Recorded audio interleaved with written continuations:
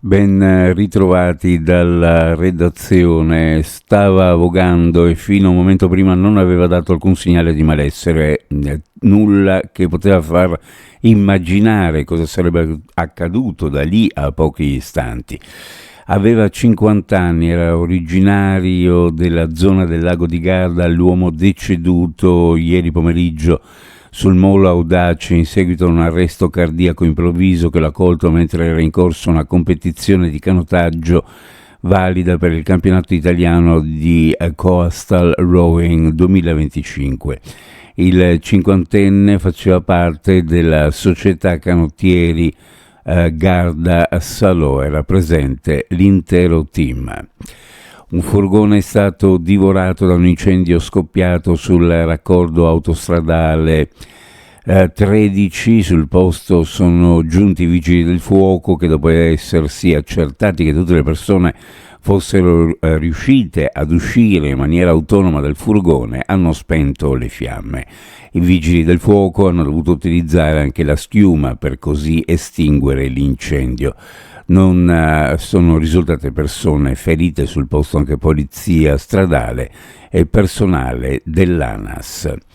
La carrozza 406 del tram di Opicina in partenza da Piazza Dalmazia ha subito un guasto al convertitore di alimentazione che ne ha interrotto il servizio. Il mezzo è stato trasferito al deposito di Opicina, dove sono immediatamente iniziati i lavori di riparazione con il supporto di ditte esterne specializzate.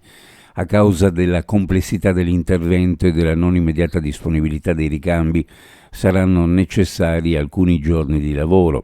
Fino alla completa risoluzione del problema, il servizio tranviario della linea 2 tram Trieste Tram Tour saranno svolti con 2 sole vetture, anziché 3, per un totale di 39 corse giornaliere rispetto alle 59 abituali.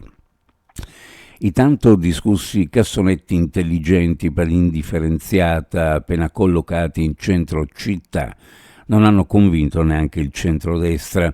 Il 1 gennaio 2026 verranno accesi solo i contenitori sull'altipiano, mentre per i bidoni già posizionati in quarta circoscrizione, Città Nuova, Barriera Nuova, San Vito e Cittavecchia, la Giunta prende tempo e chiede una proroga al 30 giugno 2026 in attesa di decidere se mantenerli dove sono o spostarli in altre zone della città, se non della provincia. Certo che, a differenza di quanto annunciato, per ora non verranno né acquistati né installati altri cassonetti smart. La sperimentazione si ferma qui.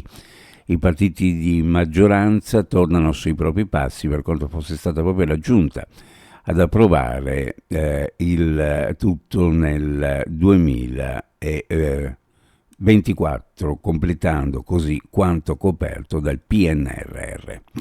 Uno sguardo alle previsioni meteorologiche: cielo in prevalenza poco nuvoloso oggi, tranne che nel Tarvisiano, dove ci potranno essere delle nubi basse di notte al mattino, bola moderata sulla costa e sulla pianura orientale, con raffiche anche sostenute a Trieste. Poi nel pomeriggio calerà di intensità. Per quanto riguarda le temperature minime in pianura, fra 11 e 14, sulla costa fra 15 e 17, le massime ovunque fra 22 e 24 gradi centigradi. Previsioni a cura di ARPA e FVG Meteo. Ed è tutto per il momento con l'informazione. Grazie per averci seguito. A più tardi.